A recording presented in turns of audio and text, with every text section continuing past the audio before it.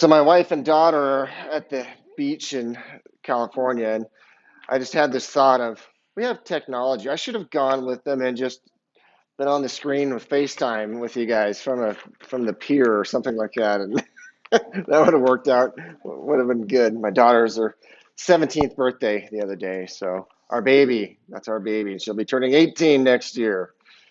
Uh, some of you guys, I'm guessing, know that feeling. Yes. It's good. It's good.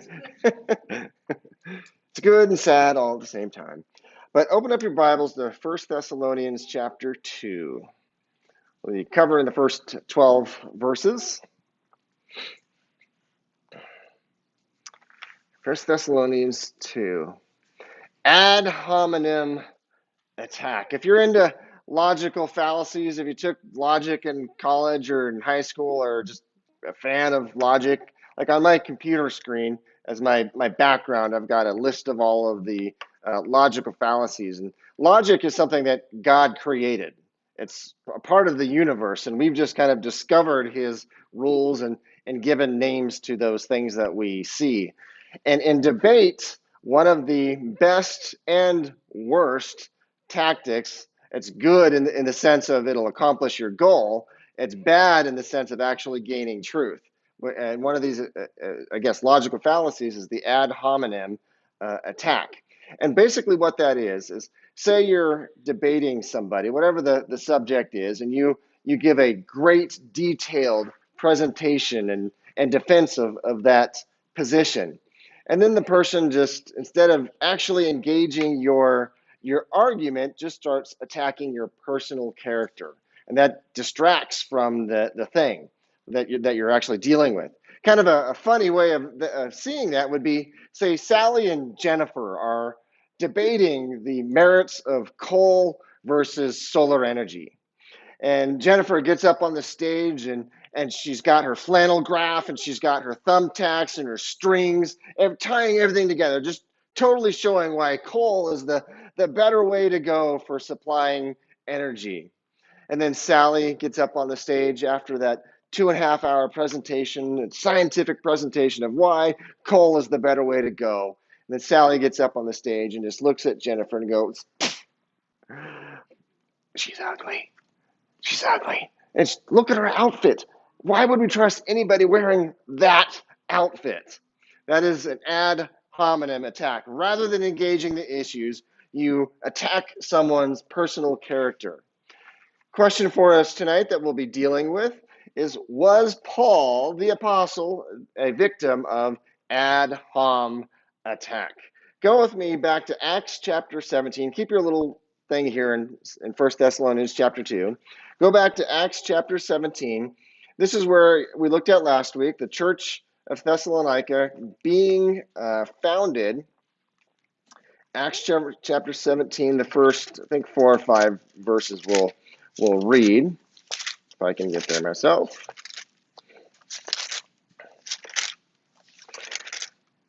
Acts 17, verse 1 says, now when they had passed through, another place I couldn't pronounce it last week, can't pronounce it this week, they came to Thessalonica when there was a synagogue of the Jews.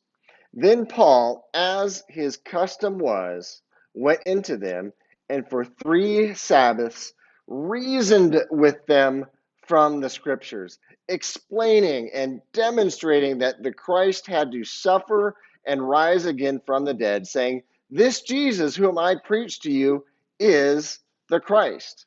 And some of them were persuaded, and a great multitude of devout Greeks and not a few of the leading women joined Paul and Silas.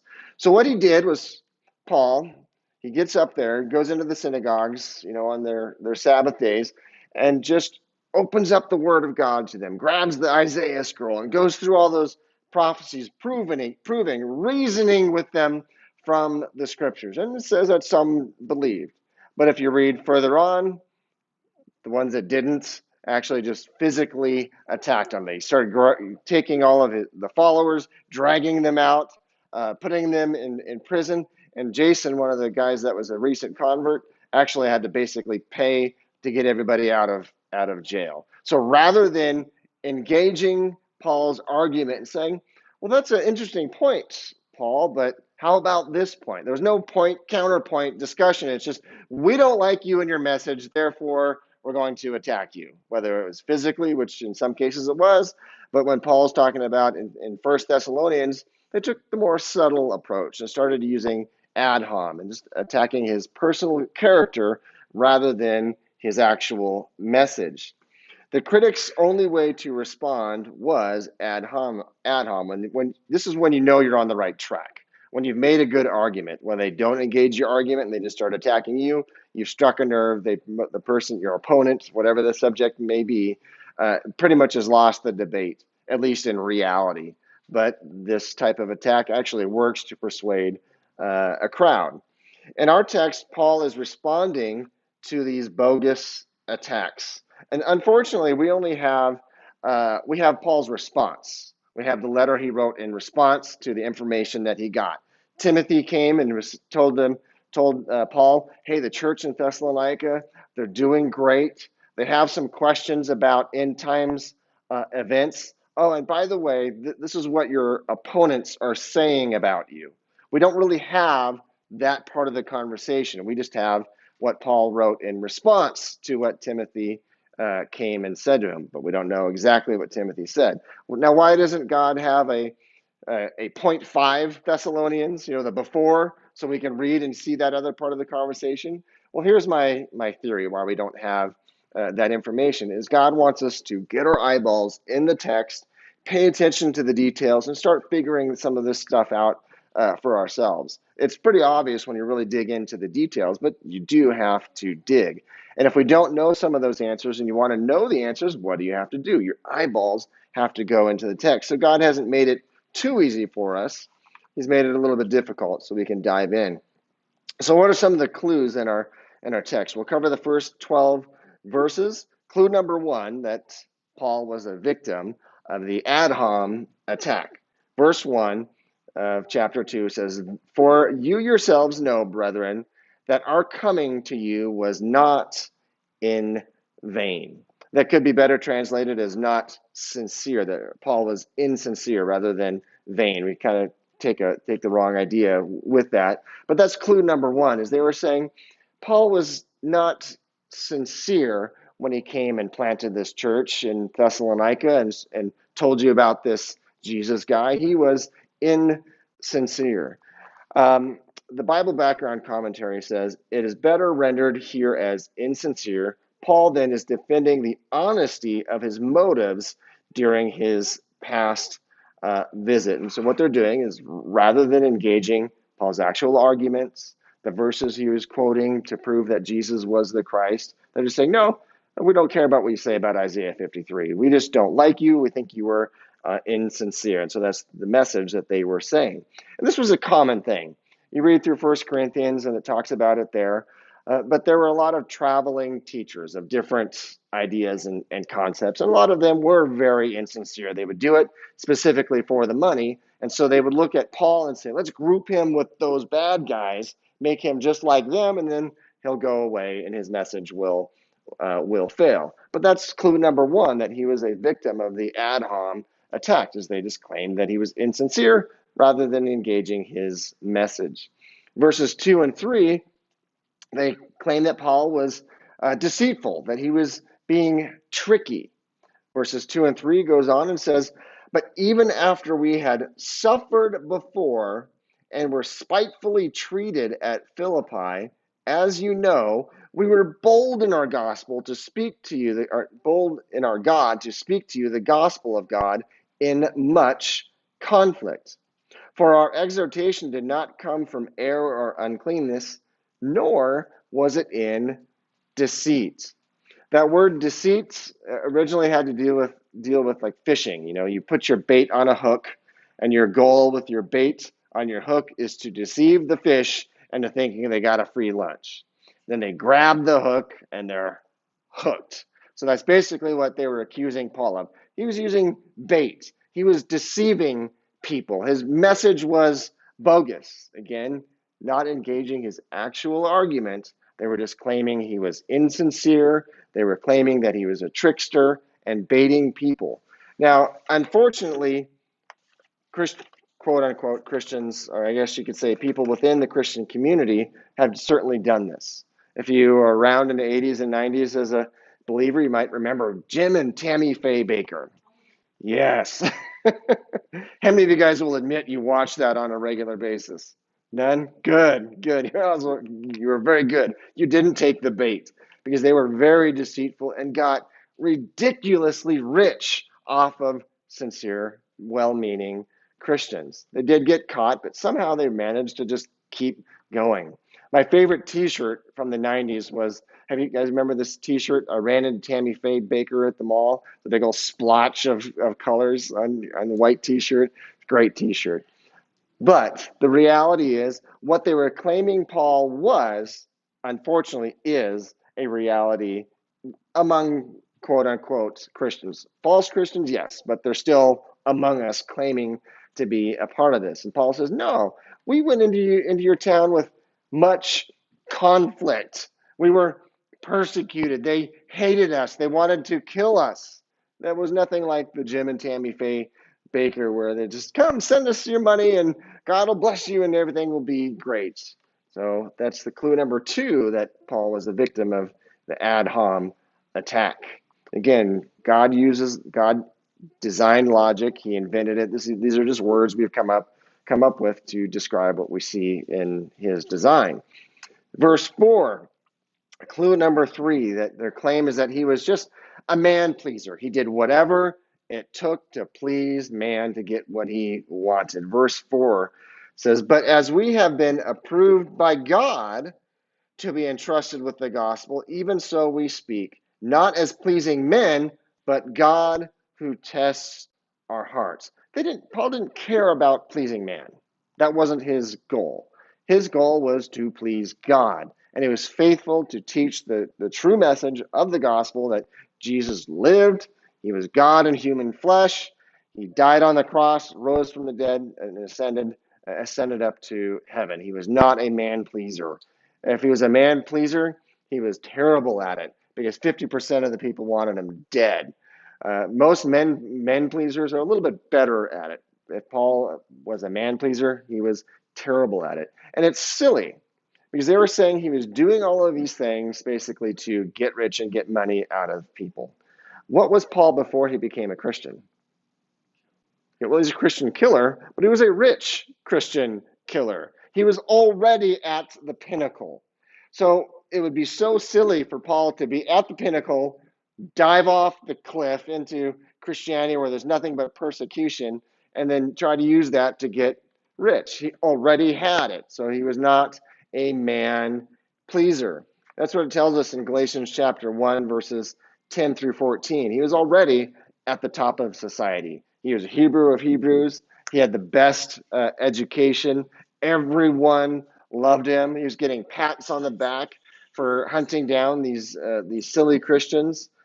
He was simply not a man pleaser, and neither should we.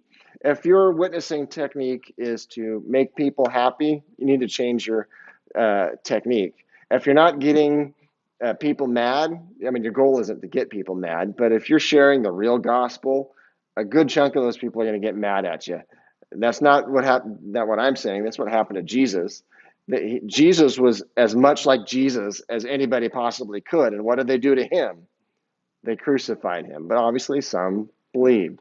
Same with Paul. That Acts 17 verses 1 through 4 goes into the synagogues, preaches the gospel. Some people believed that he's going to spend eternity with them, but a lot of those people wanted him dead. If that's not happening, that same type of thing that isn't happening to us when we're witnessing, our message is probably a little off. We might be trying to please man a little bit too much. Paul was not a man pleaser. His goal was to please God, to be approved by God. The fourth clue that he was a victim of this type of attack is flattering words. They're saying Paul just uses flattery to get what he wants out of people. Verse 5, for neither at any time did we use flattering words, as you know, nor a cloak for covetousness. God is witness. The New Living Translation, I think, says he didn't do it. He didn't use flattery to get money. That's what that long phrase means. No, not a cloak for covetousness. But he says we did not use flattering words. J. Vernon McGee, the illustrious J. Vernon McGee, one of my favorite Bible teachers, said the person using flattering speech compliments someone else merely as a ploy to win favor with that person or to gain power over him. If you've read any of Paul's writings, he is not much of a flatterer. I mean, he is a straightforward, straight shooter. I mean, he's probably the type of guy where you're just like, "Ooh, Paul, did you have to say it that way?" I think that's probably the type of personality that Paul had. I think he had some rough edges. I don't think flattery was his gift. Now, flattery can be good and it can be bad. It's bad when you're lying to somebody, when you're giving them a fake compliment in order to get what you want out of them. My wife is an office manager. She's in charge at a dentist office. There's about 20 young girls that are under her, that she is the boss over. And she's learned a pretty good lesson of management when she has to challenge one of the girls on something they're doing wrong. In her brain, she's like, I need to tell this girl that she's doing this wrong. But in her mind, before she brings her into the office, she thinks of a positive thing about that. It's not just girls. It could be she could do it to the doc. She does it to the doctors as well. She's their boss in many ways. But she'll say some positive thing before she talks about the thing that she really wants to talk about. But she's not lying. That's not a bad. That's a okay flattery. That's a good thing. That's wise to do it that way. But if you know you're talking to some dude that is just the meanest person on the planet, you say, "Bro, you're just so nice. You're just so kind to everybody." That's the wrong kind of flattery, trying to get something what you want. That's what they were accusing Paul of. Like he was just going around giving fake compliments to people to get them to give him money. David in the Psalms says this in Psalm 12, verses 1 and 2. He says, "Help, Lord, for the godly man ceases." Now, David kind of had a skewed perspective on something. Sometimes he wouldn't see the big picture, and all he would see was the trouble right in front of him. He says, "There's no more holy man on the planet." He says, "For the faithful disappear from among the sons of men. They speak idly, every one with his neighbor. With flattering lips and a double heart they speak. May the Lord cut off all flattering lips." That's what David thought of flattery lips. Does God just get rid of it? Again, flattery can be a very, very powerful tool for good or for evil. And you need to check yourself on that when you're flattering somebody. What is your goal? What is your motive? Are you using flattery to get a result that just improves your situation, or are you being honest with them in your compliments? As you guys know, my heart is for Latter-day Saints, and when I first started witnessing to them, about 30 years ago or so, I've got a pretty big LDS library, and I don't remember how I got a hold of it, but I got a hold of their scripts on that they back in the 80s and 90s would all have to memorize. They used to memorize their six discussions, and I have their script. And the person that they're talking to is called an investigator, and the guy in the script is called, I think his name is Mr. Brown. And so they were all taught when they would go into somebody's house to compliment their house. To say, "Oh, I love your house. You've got a beautiful house." Well, one of the first times I talked with them, I was in college and I was a boy. So what do you think my college apartment looked like? Not so great. So these young guys come in. I love your place. It's great. That's what Paul is saying. That's false flattery. And I had already read the script, and I'm just going, "Wow, guys, you really just did that." That's what they were accusing Paul of doing, using that false flattery. Nope, that's not what I did. I went in, I opened up the scriptures and proved and demonstrated that Jesus was the Christ, that he lived, he died, and he rose again. So clue number 5 in verse 7, he talks about a nursing mother. So which a nursing mother cherishes and sincerely cares for the children. So if you can imagine the part that we don't have, Timothy probably said, the people think that you're insincere and you don't care. So Paul counters that in verse 7 by saying, "But we were gentle among you, just as a nursing mother cherishes her own children." I've got a little story about that. My oldest boy, Noah, he's 21. And when he was little, he played basketball in his little, I don't know, 7, 8-year-old basketball team. And my wife and I are sitting in the bleachers, and this young mother comes over, sits down right next to me, and just there it is, and starts nursing right next to me. And I'm like, I'm a little uncomfortable right now with what's going on, right next to me. Why did that come into my mind? Just simply because of this. That's what a mom does, and it's love, it's sincere. And they were accusing Paul of being the opposite of that. So he says, no, my love for you guys there in Thessalonica is like a nursing mother. And I think that God has given that design in women. Like when my kids move out, my oldest boy, Noah, he's moved out twice and come back. When he moves, I'm like, sweet, more space in the house. Where mom is like, oh, my baby has left the nest. And I'm just thinking, I've got more nests. Sweet. God has given women a special thing. And Paul says, no, my love is like a nursing mother. I genuinely care. Verses 8 through 12. We'll go through, and then I've got a long quote to read on it. But verses 8 through 12 says, "So affectionately longing for you, we were well pleased to impart to you not only the gospel of God, but also our own lives, because you had become dear to us. For you remember, brethren, our labor and toil, laboring night and day, that we might not be a burden to any of you. We preach to you the gospel of God. You are witnesses, God also, how devoutly and justly and blamelessly we behaved ourselves among you who believe. As you know, how sorry, I can't read anymore. As you know how we exhorted and comforted and charged every one of you as a father does his own children, that you would walk worthy of God who calls you into his own kingdom and glory. So all of that is the exact opposite of what they were accusing him of. The Bible background commentary has some pretty good nuggets to say on this, so I'm just going to read it. It says, there are enough clues available to see how unbelievers in Thessalonica opposed the view of this new religious movement founded by Paul, how they might spin certain facts in a way in which the apostles' integrity would be questioned. The fact that Paul received money at least twice from the Philippian church during his ministry there. And it talks about that in Philippians chapter 4. The fact that Paul converted among others in Thessalonica not only a few prominent, i.e., wealthy women in Acts 17:4, as well as Jason, who was rich enough to host the missionaries and post bond for them, also there in Acts 17. The fact that Paul abruptly left the Thessalonian church, leaving them orphaned in verse 17 of Acts 17, and has not yet returned to Thessalonica or prior to this letter even written to them.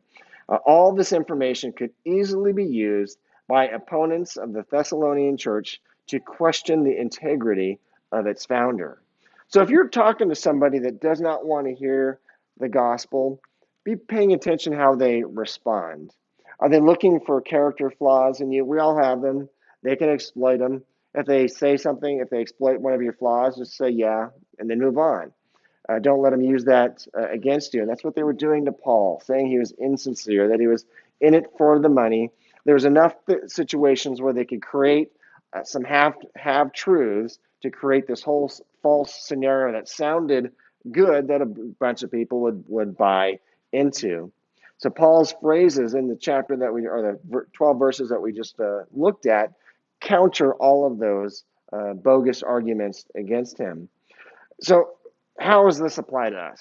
Can we actually apply this to us? Yes, absolutely. This is huge at our modern day culture. So how do we recognize if someone is using an ad hom attack against us? whether we're sharing the gospel or we're talking about just some conservative views like on abortion, on creation versus evolution, on Black Lives Matter, all of the stuff that's going on in our world today. How can you know that someone is using this kind of false attack against you? Well, here's a good way. Have you ever tried talking to someone that is woke? What is woke? Dumb. Okay, yes, very true. But woke basically in the modern culture is extremely liberal and extremely angry, and they won't engage your reasonable arguments. It's just lashing out at you. So a couple of examples. If you are saying, I'm not so sure that this Black Lives Matter is what it claims to be, and instantly they won't listen to any of your argumentation for to why BLM might be a socialist or Marxist organization, or the whole goal of that is one of the goals is to break down the nuclear family of a mother and a father. It's to get rid of all of that stuff. They don't want to hear all that. If you go, I don't know if Black Lives Matter is really a good thing, what's the response? You're a racist. What kind of attack is that? Ad hom attack. So just recognize it when it happens. If you say, I believe that every child in the womb is there by God, and it is a life at conception. I don't believe abortion is good. I believe abortion is murder. And you can bring out your charts and your flannel graphs and your scientific things and showing all of the stuff of the cell, how it all happens at conception. And then what's the response from the woke community? It's a woman's body, or you're a sexist, that type of thing, instead of just engaging the argument. If you talk about homosexuality, you say, well, the Bible talks about homosexuality as a sin, but Jesus died for that sin. He loves you. And what's the response? You're born that way, but to be more aggressive, they'll just instantly call you're homophobic. You're scared of him. No, we're not. So some thoughts on this. How do we respond? Well, we be like Paul. You preach the message accurately, and you let the chips fall where they may. Some will believe, some won't. Some may hate you and attack you in this way. They don't really attack us too much physically yet in this country, and other places they do, but I do believe that is coming. There's no New Testament verse that excludes American Christians from physical persecution. It's coming back to us. But here's a good way to respond when you are talking about your faith, you're talking about a social issue, whatever the case may be, and you've given all of the facts and given all the information, and they respond with the ad hom attack. You can just say, I respectfully request that you engage my argument rather than attacking me personally. And if they won't do that, then you do what Jesus told his disciples to do: is you just dust off your feet and you walk away. You don't cast your pearls before swine. And Jesus said that right after he says, "Don't judge, lest you be judged." A couple verses later, he says, "Don't cast your pearls before swine," which is a judgment. It's just don't make wrong judgments, is his point. Let's pray. Lord, we thank you for your word, that we can dive into it. Lord, Paul was the victim of character assassination, and for the most part, they didn't engage his arguments, and that's the same thing for us. I pray for all the believers here tonight that as we go out into the world and we talk about your death, your burial, your resurrection for the lost world around us, I pray that we would, get thick skin and be like Paul and just keep preaching the message and recognize when we're being attacked falsely and just keep on sharing the message. I pray for that. your son's name.